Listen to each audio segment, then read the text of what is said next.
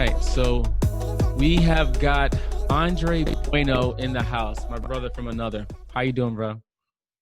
I'm fantastic. How are you? I'm doing really well. I'm excited to be talking to you. So Andre, what's going on in life right now? What are you working on? Uh, right now, dealing with this pandemic, um, it's kind of like in a rebuilding mode. Mm, Um, my business on the West Coast is highly dependent on the economy. So we're just waiting to see when movie studios are going to be back up and running. And then our businesses in the Midwest are really suffering and feeling that volatility from really this last election. So we have a lot of political risks out there that we were not as aware of, I guess, that would be affecting our business in the way that it has.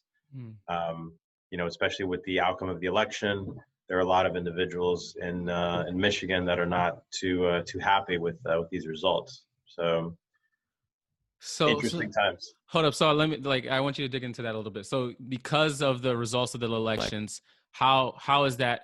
What does that actually look like with respect to the impact it's having on your business? Does that mean um, people are um, not not wanting to invest in real estate, or what exactly is the impact? Yeah. So for California, for example, Mm-hmm. California is very much dependent on the really the job market coming back at this stage, and being that it's such a an expensive place to live. Um, there have been a lot of restrictions that have been placed on local businesses. So I mean, LA County, for example, we've lost 800,000 jobs since the beginning of the pandemic. And that affects people who want to invest in real estate. That affects our renters who they don't have jobs, or they don't have a reason to be here. Um, so there's that. And then in Michigan, we've had everything from our governor, being potentially or allegedly almost kidnapped. Um, we've had multiple rallies of different individuals showing up at the state capitol with all sorts of artillery, and we're in the state capital of Michigan. We're in Lansing, so the economy over there is highly dependent on um, also on the Michigan State University. And given that a lot of people are studying from home, people are working from home, it's changed the dynamics of how really our national economy is performing. So it's put us in a position where the well-capitalized banks, the Wall Street banks, for example, they have their own way that they're looking at this. They're viewing this as an opportunity to maybe cut out the fat and acquire things back from business owners who are not as strong or as resilient, Mm. and it's really putting us in a defensive mode, let's say. Um, Defensive mode in that they're trying to acquire your properties or something, essentially. Correct. And Mm. acquire is probably a nicer term. It's more like foreclose, but yes. Yeah, got you. Um, that's tough, man. How are you? Well, first of all, how are you doing? Just like as a human being in this freaking time, you got these businesses that are like you're trying to keep afloat. Like, how are you doing, Andre? Well, I mean, uh it's it's been interesting kind of growing from and through this experience. I mean, I've spent the last, call it 6 years, building up this business from the ground up, and to now be in the middle of a pandemic where any little thing makes me feel pretty insecure that things can just completely go away. um, it's it's a bit of a mindset game, Mm. and I'm feeling great today.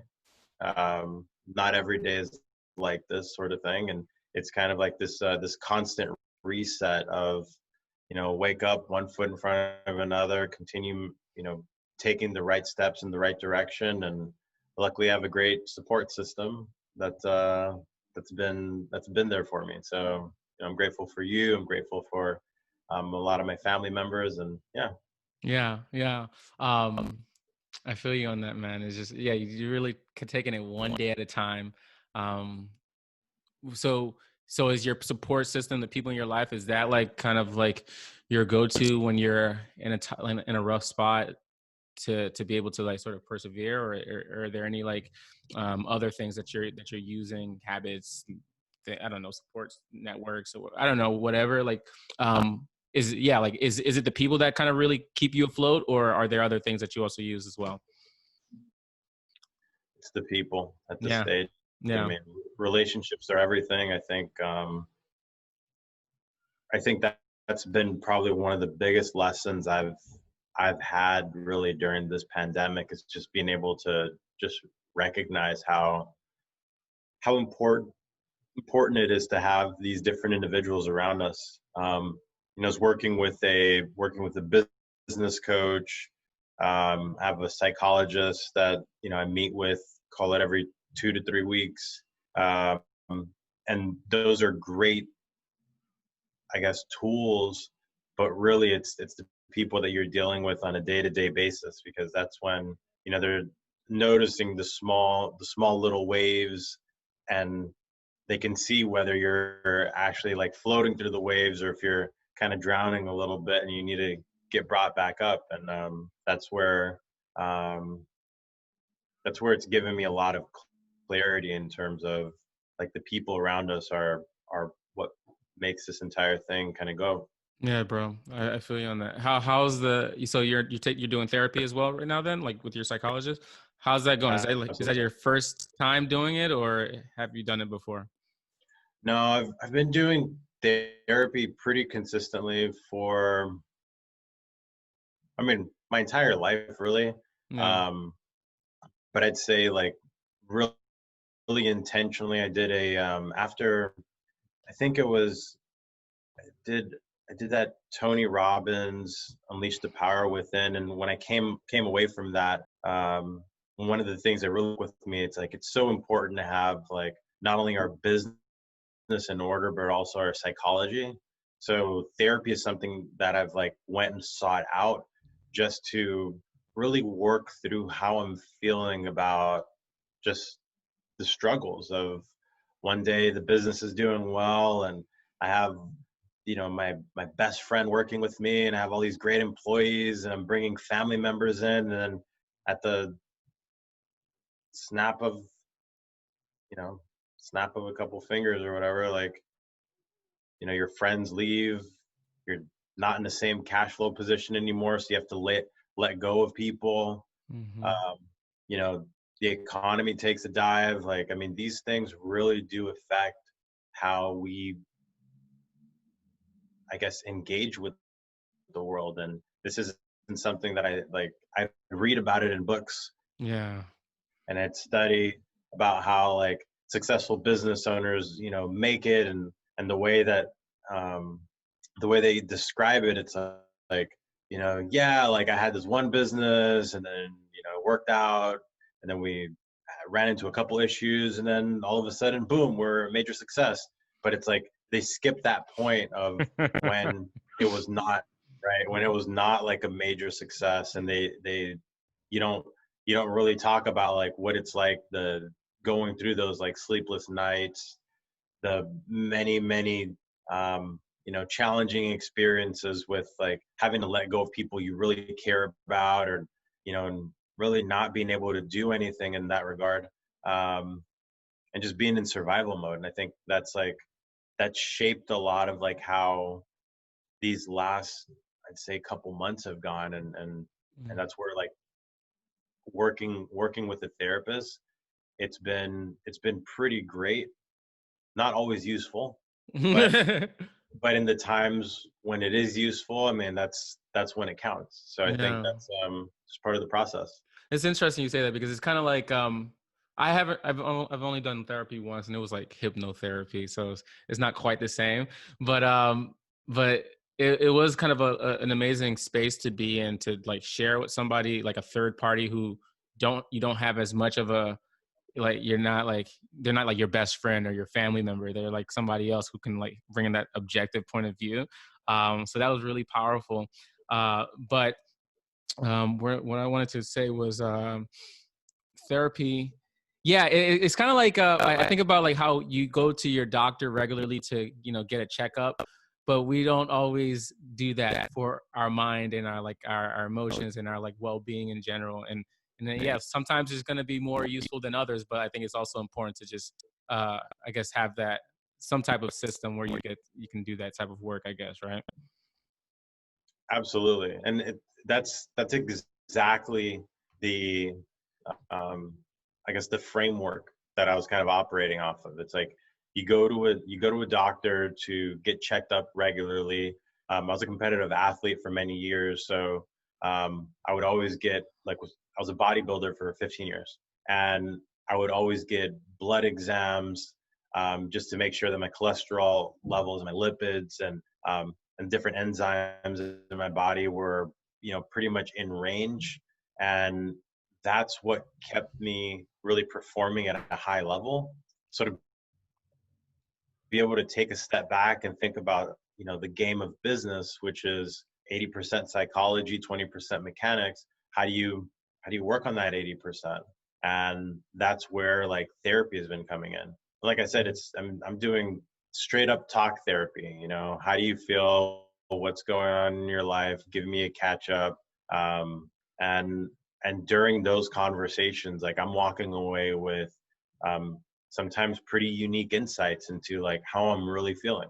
I get Mm. pressed into a question that I don't know how to answer, and I walk away from it like, wow, like there's a lot that that I'm suppressing, and I'm not trying to, I guess, kind of discuss there, and that's the benefit. Yeah, and I feel you. And so let's see how deep you want to go with this. But is has anything come up that you that maybe you've grown, you're like you discovered it and you've kind of grown through that, and like you're at a place where you can like you're open to sharing about it? Yeah, absolutely. I feel like a lot of the experiences I've had, I mean, earlier this year, I was working on a project. It was to acquire a shopping mall here in Los Angeles, and um, this is shopping mall. It's called the Baldwin Hills Crenshaw Plaza. I had been working on this project pretty much for like 2 years, and this year I really decided that this was the year that I was going to go and put all my chips in. I saw what was happening with the economy, while everyone was extremely fearful about the outlook prospects of retail and what's going to happen with really regional malls. I view this as a tremendous opportunity to buy a regional mall and redevelop it and create affordable housing. And through that process, I recognize just how I guess how many gaps I had in my knowledge while going through really that potential acquisition. I didn't know who the major players were. I didn't understand like how they were putting together their pitches. I recognized that I was, you know, the least capitalized compared to everybody else. And on one hand, it allowed me to get extremely creative. I learned an incredible amount of things. And during really through therapy, I would kind of go through and just try to handle each one of these issues as they would come up. And it's like every single week, it was something brand new, something on the legal front, or on the financial front, or on the taxes, or really on the community relations front. And I would sit there and think, how am I going to solve this now? And I'd run to service providers who would ask for their help. And some of them didn't want to help. Some of them were not interested. Some of them were just interested in just trying to charge me right off the bat. So it was really about maintaining that resilience. And I must have talked to 400 or 500 people when the entire process was all said and done. And and therapy was a very, very big factor in helping me really kind of like adjust to the different challenges along the way. And Mm. really in coaching too. I mean, coaching um, played a tremendous part in all that as well. I mean, and just having someone who's also running a business who can talk about more business related things and give me more personal development related guidance, that played a huge role in that process. Yeah. So you're going through, you're getting like no's after no's. Like I'm just really curious. What was the conversation that was going on in your head as it was happening?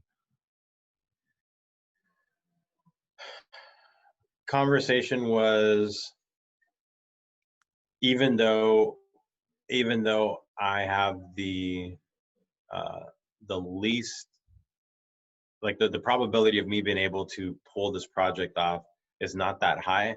No matter what, as long as I keep pushing through, I'm going to learn something from this and I'm going to grow from this.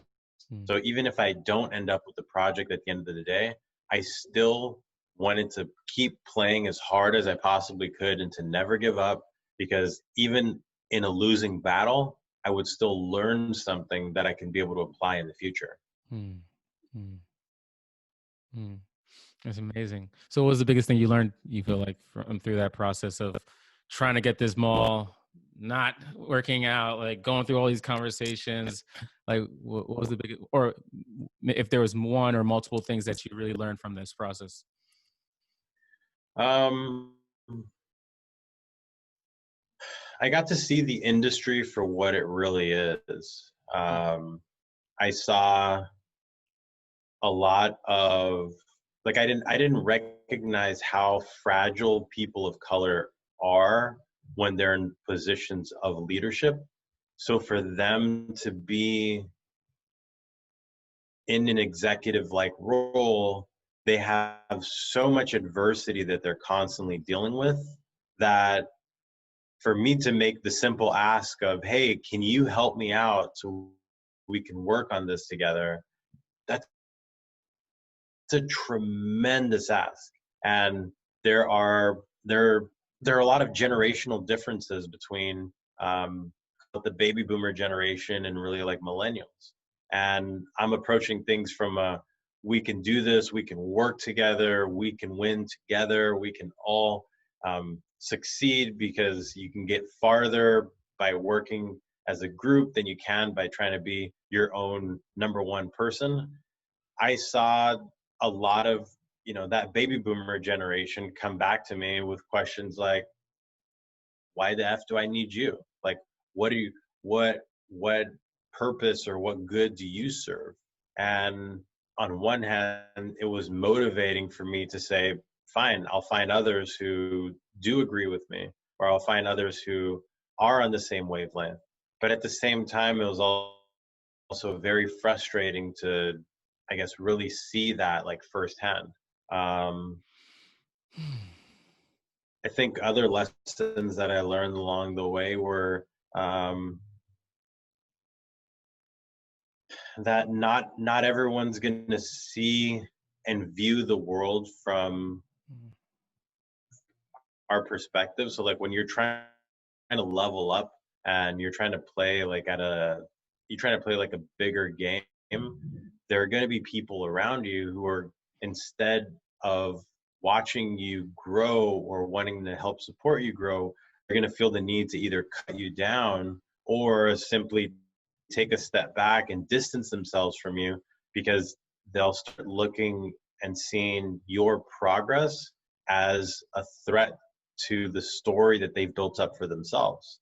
And that was really fascinating to see how there was not a lot of individuals who wanted to spend the time to coach and give me the proper feedback of how to play the game like everybody else. Mm. Um, so I think it was going through that and just recognizing that on one hand, it's about finding your peer group that will support you and that will provide you those insights, while at the same time it's kind of like everyone's on their own journey. So with me, kind of going through that process, it became like I was finding and learning so much about myself as I was learning about the process itself. And I lost a lot of people along the way. There were a lot of people who didn't agree with me, a lot of peers who were like, this guy's crazy. A lot of people who thought I was like arrogant and and it was learning about how do those perceptions kind of come into play, what's real and what's not, and how does that snapshot really affect the way I decide to perform in the future. Because if anything, that one project, it's not as important as what I can learn from that process that I can apply over the next 50 projects kind of going forward. So I was kind of taking a long-term view and really playing the long game in that regard. There was so much there. Um, damn.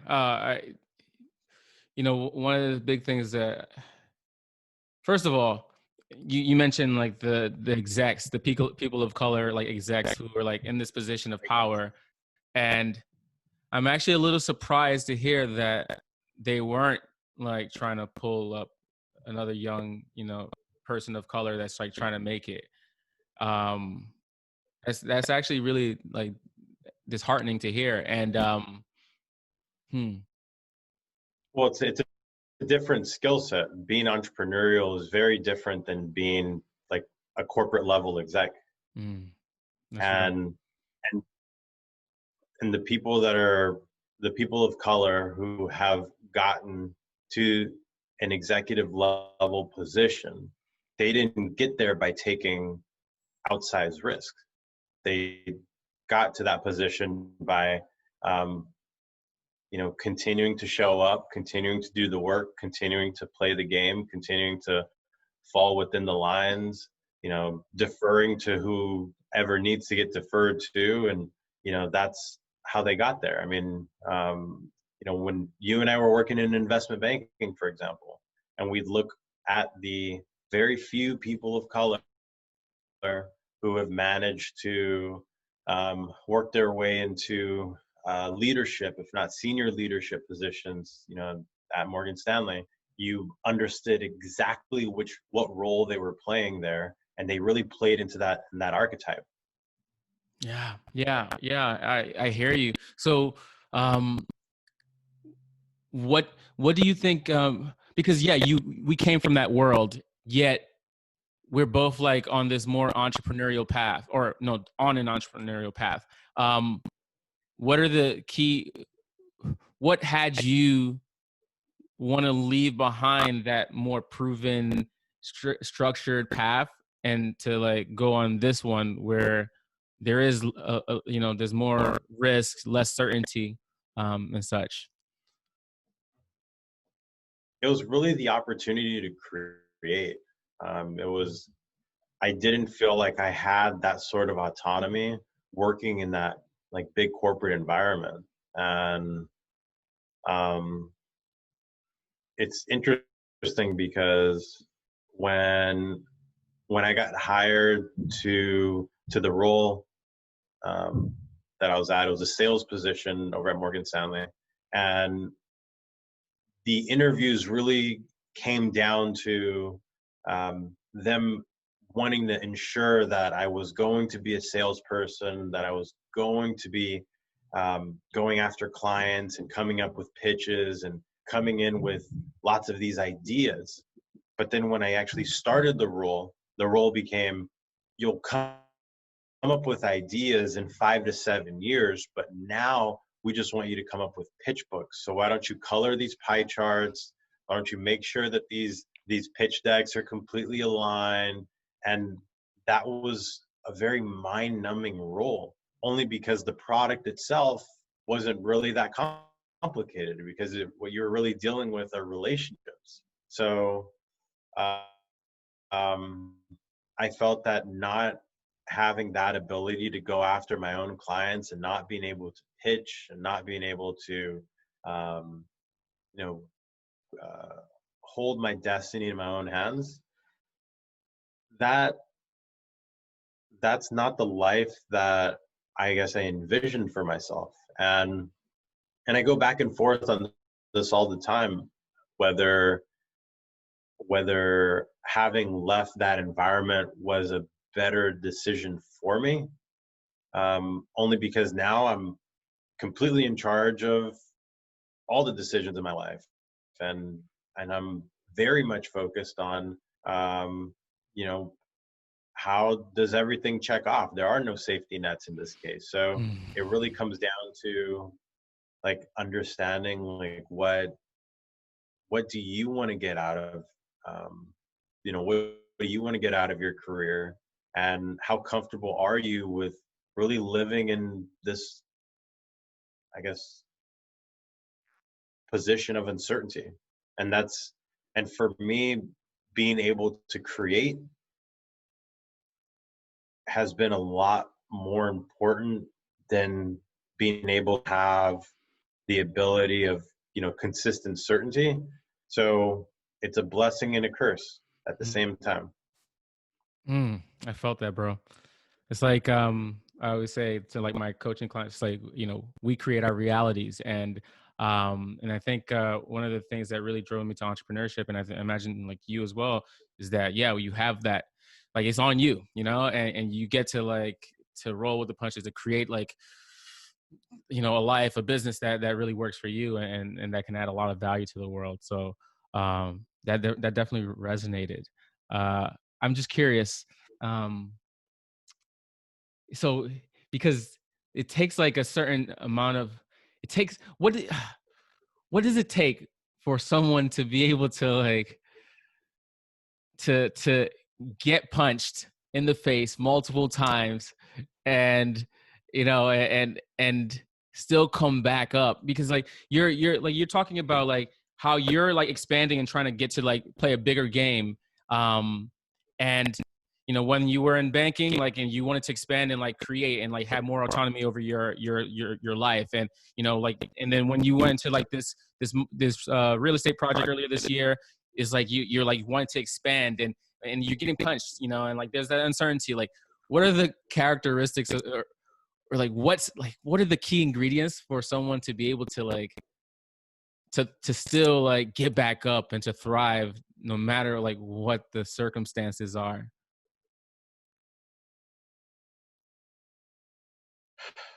I guess I'm basically asking you to describe yourself. Like, what are the things about like the traits in you that has you be able to like just overcome whatever comes up and to continue to create? Well, I think it's like how we talked about in the beginning of the call.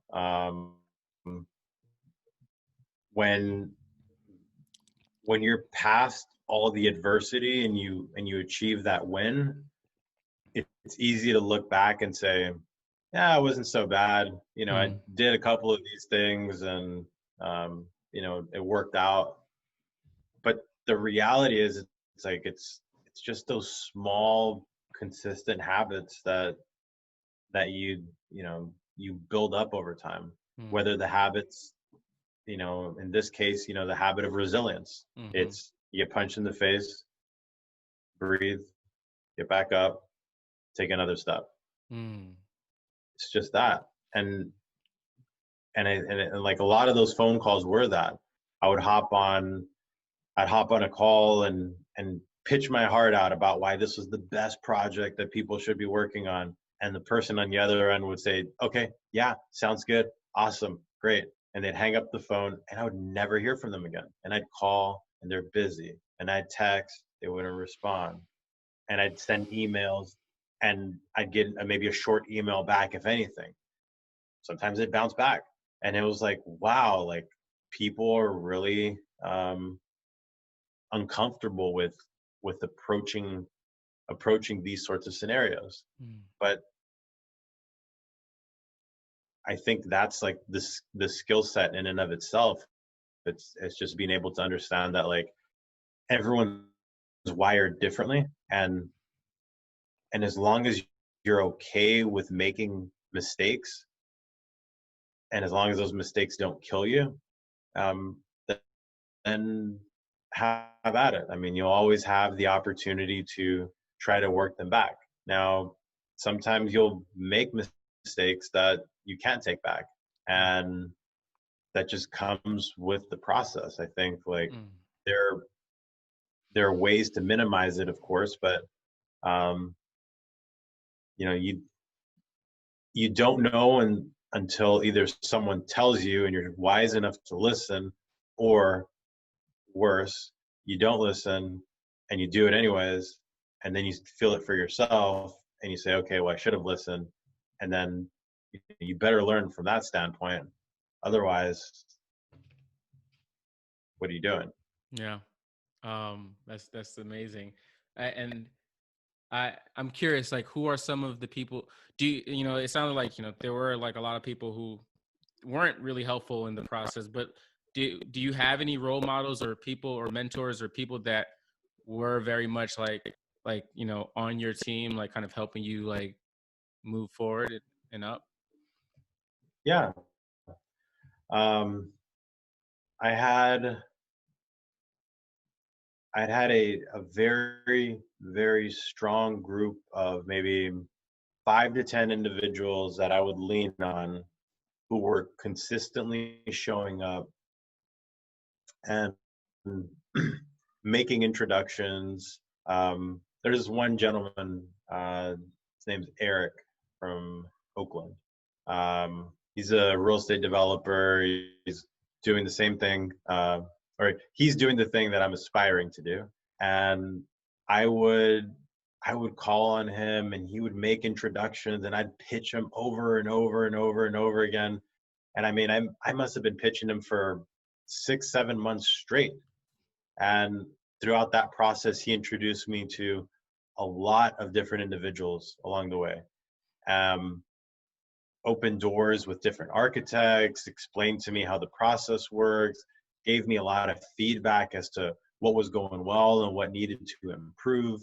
And it's like it's through those conversations that I started to really recognize that like it's not everyone in the industry that doesn't see this way. There are actual genuine individuals who are um, working to play as a team, because at the end of the day it's not the one project that matters. It's really the consequence of multiple projects over a period of time.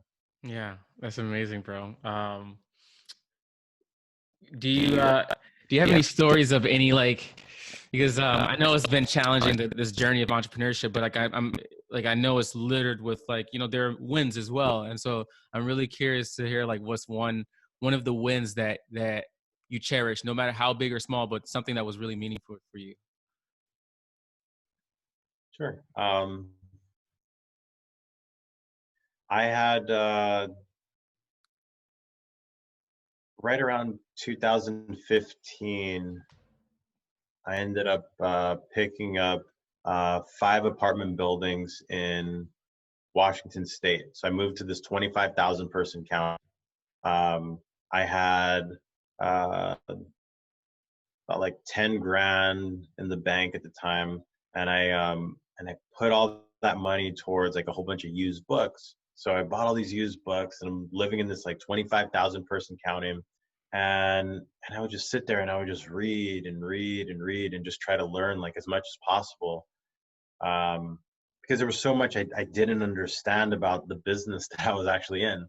Um, and one of the mistakes I had made was I bought a portfolio of apartment buildings from a private equity fund that they were on the verge of bankruptcy, at least with this one project. And I acquired it, and I had all these ideas of what I can do to improve it. I improved the supply chain. I helped, and mind you, these were like 4 or 5 bedroom apartments, like each one of them. So total, we had over 200, close to 250 people living in this community. And these are all like low income families making, call it, less than 20 grand a year. So lots of meth, lots of drugs being trafficked out of there. And it was a huge win because we're able to help improve that community. We made it a lot safer. We got a lot of the bad elements out. And even along the way, there were so many obstacles. One of them was there were a lot of compliance related issues that I wasn't aware of. And here I am, 26, 27 at the time or something, just really feeling the wrath of the State Housing Finance Commission and the IRS, and kind of working through all the various compliance issues. And it was a big win for me because I went into this project thinking it was one thing, and then through that entire experience, I learned so much more. And at the end of it, I was still able to sell the project at a profit. And this was a really good kind of experience in what it takes to be resilient, because a lot of the things that I was hit with were things I had no idea about. So I had to understand what were the compliance related issues, and how do I succeed when I have a state government that's on the opposite end of this table from me, and how do you survive that? And really looking at this as my first major move in entrepreneurship, it really made me feel proud that I can go through that. And I think it's those different experiences, they're no different than my first job on Wall Street. For example, on Goldman Sachs, not having been successful there, what I thought was a huge failure for me, turned out that it created this chain of events in which I got to meet an incredible amount of people. I got to work at a lot of different banks after that. I got to work at a private equity fund, all to end up in entrepreneurship. So, it's been a journey in and of itself. And I think there's always good that comes out of every situation.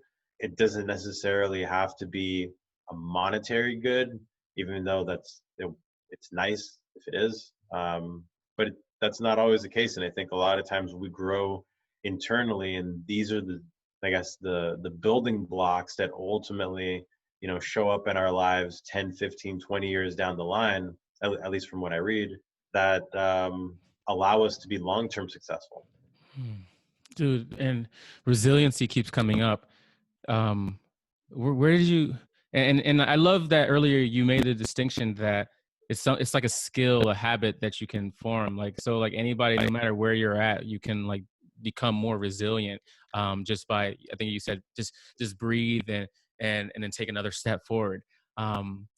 Where does that come from? What's the root of your resiliency? What's the source of it? Or maybe a better question might be what's one of your earliest memories of really being resilient and that being a thing for you? I think a lot of that came up. I started off, I moved back to this country when I was 18, and I couldn't even get into a university because my transcripts from Brazil weren't good enough. So I had to go to community college. And when I was going to community college, I really felt like I wasn't enough. I wasn't good enough to be in the same room as these university students who were going to my local regional schools. And I remember feeling so much less than them. And then it really kind of clicked one day when I was able to talk myself into a leadership program over at one of the big four accounting firms, and over at PwC. And it really clicked that I was like, wow, I feel like I can compete with these individuals. They're not cut from a different cloth. I can do a lot of what they're doing. And as that journey kind of progressed, I remember I would meet a lot of them, now our mutual friends from Harvard, and I would sit there in the same room as them and think, okay, like I understand that our education systems are different, but it doesn't necessarily mean that I can't outwork or outcreate the manner in which I can create, like generate these opportunities for myself. I might not be the most polished one on day one, but if I continue showing up and I continue improving myself just a little bit more every single time, I feel like I can, I can stand my ground. And I had a coach, his name's Owen. Owen would kind of explain how important it was to keep coming back, um, no matter what. And a lot along the way when it came to like getting a job on Wall Street, for example. I mean, I must have done 40, 50 interviews before I landed my first internship.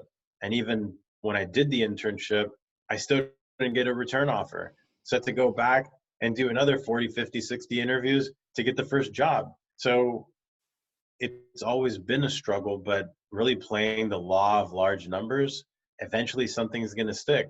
So I showed up to every opportunity, really trying to be, as best as I can, learning from, the previous interview. And if you keep showing up and you keep working hard at it, eventually. Yeah, no, 100%, man.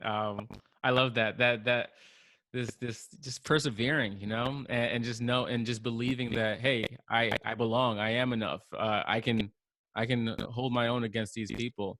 And it's unfortunate that so many people don't realize that.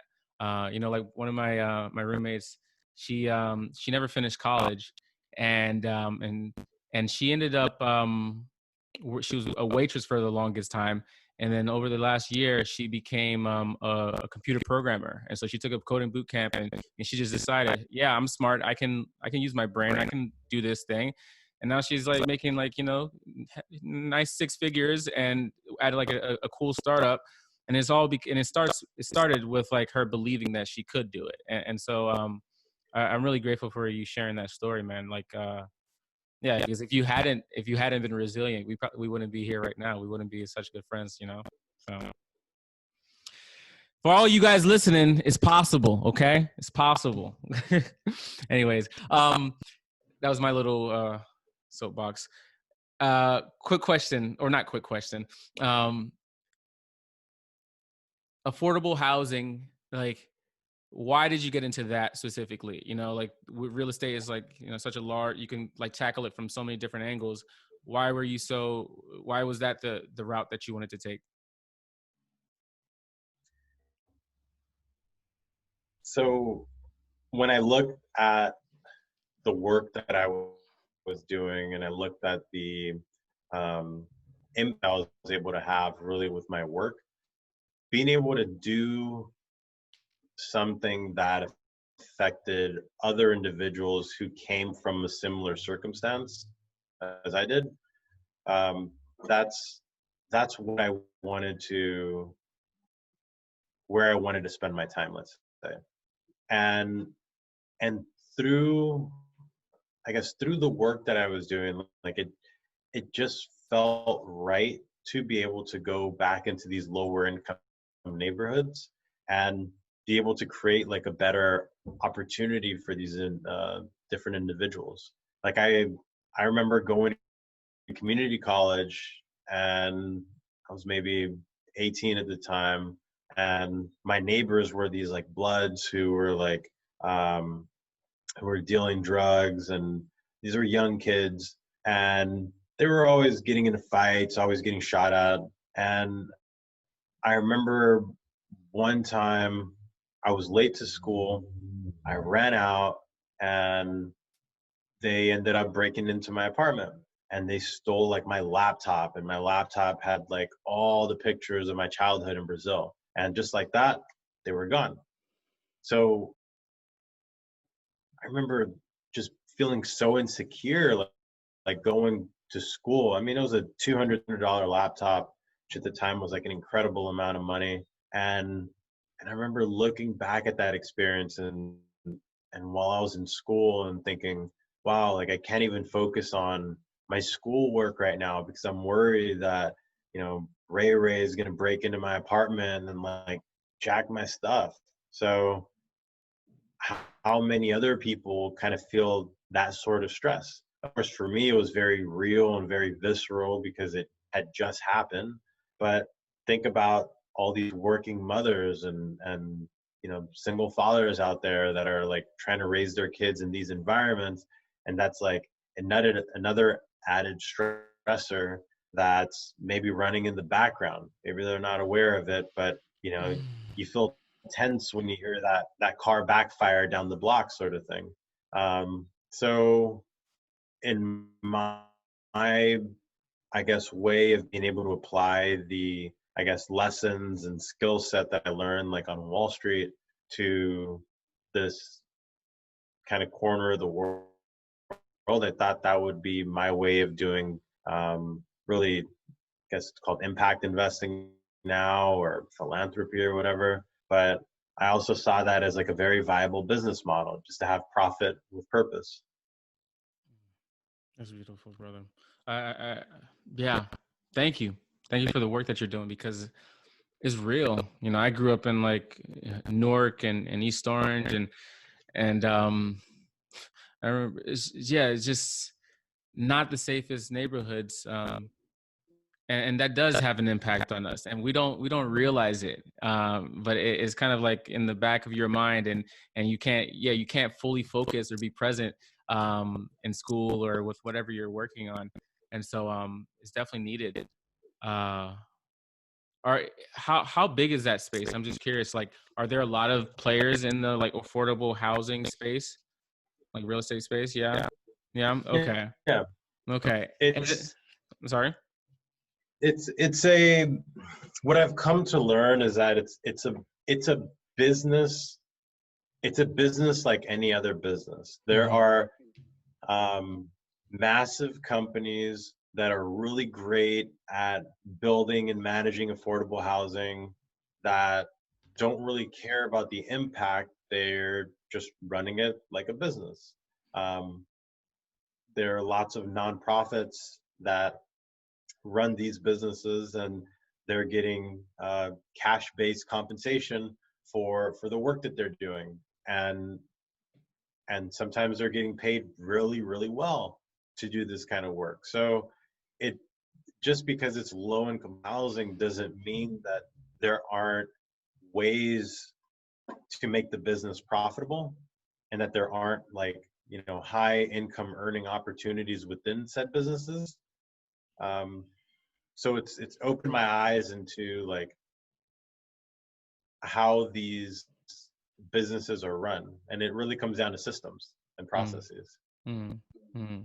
It's dope. And like, how are you doing things differently from some of the other people in your space? I'd say the projects that we've worked on, I've tried to tackle the hard problems by thinking creatively on every single aspect of the business, whether it's the different kinds of individuals that we bring on. Earlier this year, we're doing a lot of like workforce development. We brought in some illegal immigrants who didn't have any papers, any documentation, and we're trying to get them in the system.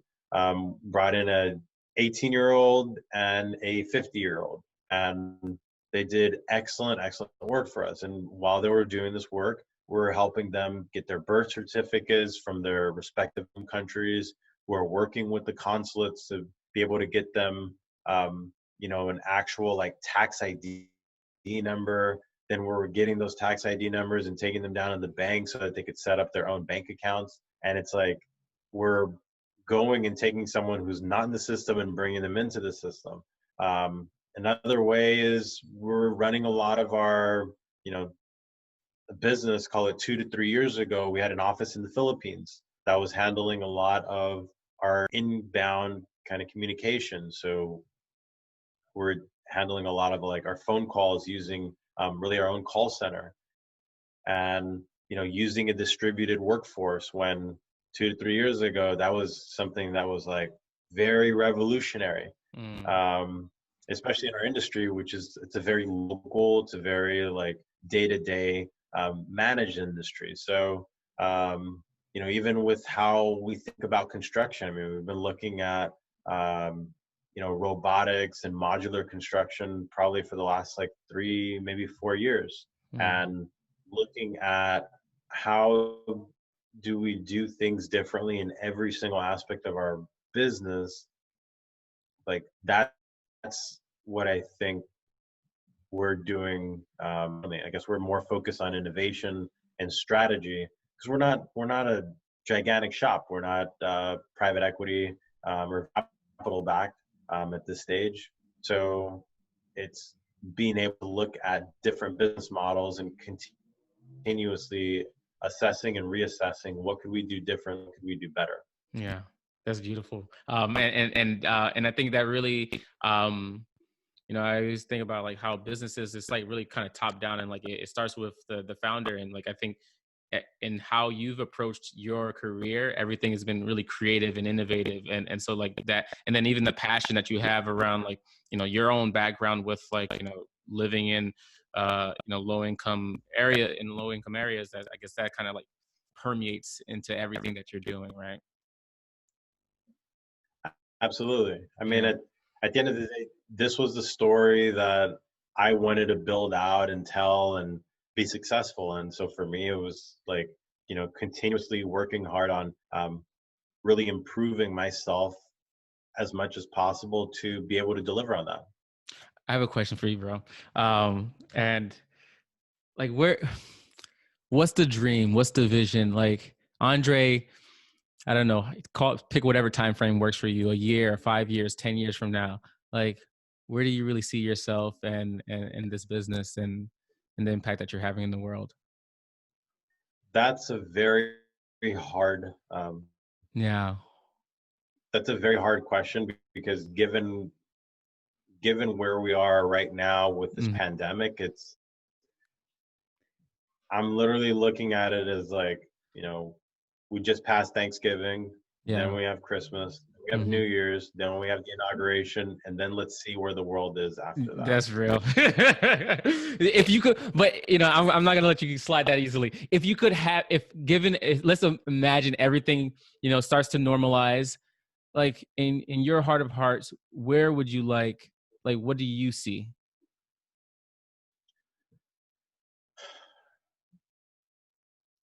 And it's okay. It can change, right? Like as we get more data, things, like yeah, like at on November 27th, 2020, this is what I was working towards.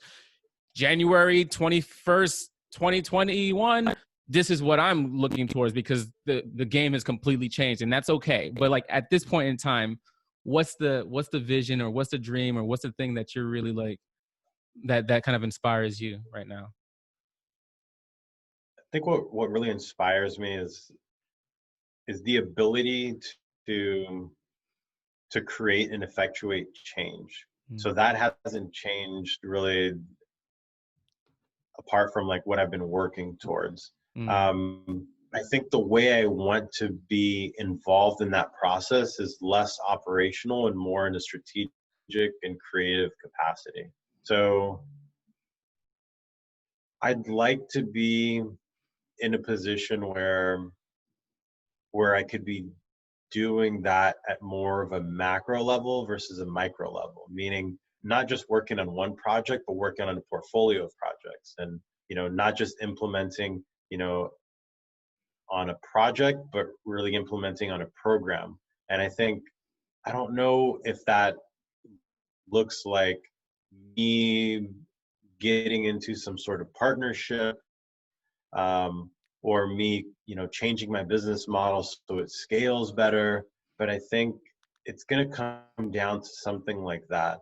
The way that I've done things has been great, but I've been so bogged down on very specific project level items that that's not where I see myself. And I think I always go back and forth. Do I continue doing what I'm doing? Do I take 2 years and drink beer and go to business school, sort of thing?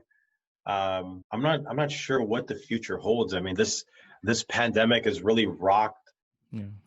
rocked me to the core, for me to question a lot of things, in terms of what's the viability of the work that I'm doing, how tangible is it, and do I really see myself like continuing to do this work? I mean, I've had family members and employees, like rock star employees, go from being, the top of the list to the bottom of my list, and in a matter of, a couple scenarios happening. This pandemic completely changed a lot of assumptions that I thought were concrete facts about how my business runs. And so looking at that really from like a portfolio level, it's kind of forced me to start thinking, how do I consolidate and run maybe a leaner operation versus being as frugal as I was before, while at the same time, watching the industry around me like change along the way. One thing that's been really great, that's come out of this pandemic is I started a nonprofit with a couple of other industry leaders just to help, really bring up other individuals in our industry who are, you know, Latinx, and who are in the real estate industry, and being able to really provide a pathway for them to, be able to get access to institutional capital. So, working in this nonprofit-like capacity, it's actually started giving me a lot more direct purpose, where I can see that I can actually start to multiply my efforts versus me being the only one effectuating change. And yeah, it's thinking about things from that perspective. Does that make sense? It makes a lot of sense. And before I ask you the final question, I just want to say, Andre, like, I've always looked up to you, even when we were in banking, because you had this certainty and this drive and this burning desire inside of you, that was just like I hadn't really seen in like a lot of people. And I think that, and I've told you this before, but I believe that you're at probably, and it's unfortunate, in part that it's coming off the back of like so much turmoil, but you're at an amazing point in life where I don't know what's to come for you, and whether that be like doubling down on like what you're doing right now, going the nonprofit route, scaling it, or finding creative ways to be on a more macro level. Like whatever you decide to do is going to be freaking amazing, and I'm just really excited to see this journey continue to unfold, brother. So the final question that I have for you is, what do you believe the new norm should be? The new norm should be, um, well, before I answer that, thank you. I appreciate your support. You've been, incredible, as even over the years you've been coaching me. So I definitely wouldn't have gotten to this stage, without your support. So thank you for that. As I think about the new norm, I think the new norm comes from community. It comes in being able to surround yourself with others who are looking to achieve and to inspire, and who aspire to do great things that matter in this world. I think the new norm should be focused on impact and bringing people together. And, when we talk about, for example, like my resident base, like very few of them look like me. Very, very few of them have had my experiences, and a lot of them are dealing with challenges I could have never imagined. And understanding that everyone's on their own path has kind of like given me that certainty that like it's about like leaving your mark in this world and like trying to leave it, a better place. So I think if we as a community or as a country can think about how do we bring people together that don't look like us, who have different ideas, who come from different backgrounds, who believe in different things, and we're able to work together in creating something better, I think that's how we can reduce the amount of friction and turmoil we have in this world. I think if anything, this last 4 years, I mean, that's been the constant reflection. It's there are people that believe in different things, whether they're right or they're wrong, but it's almost irrelevant. It's the fact that someone has a different belief. It's more about how can you seek to understand than to be understood, and that's not been the storyline that we've been fed. It's they're wrong and we're right, and if they don't believe us, then forget them. That's been what's that's what the leadership has expressed to us wrongfully, but nonetheless it's at least given us some perspective of if you don't have the right individuals in the right positions, even the best organizations or the best countries can topple because of that. So the new norm should be, how can we bring people together, and how can we, recognize that we're more alike than we are different. Oh, ladies and gentlemen, Andre Bueno. Thank you, brother. Hey there, I hope you really enjoyed today's podcast episode. As you know, at New Norm Club, we really believe in the Ubuntu philosophy, which basically means I am because we are. Rising tide raises all ships. And so this podcast is not just a podcast, it's also a community. So feel free to go to the Facebook group and join and connect with other like-minded people. Share what your biggest takeaways were from this episode. Also, do that in your personal social media so that we can get more people into this family, so that we can start to redefine the world together and support each other and empower each other and inspire each other to be our best selves. And don't forget to tag at New Norm Club and at Glyvolner, that's me, Glyvolner, on any of your social platforms. And also follow on your preferred podcasting platform, Spotify, etc., YouTube. You know the drill. So have an amazing rest of your day, and see you on the next episode.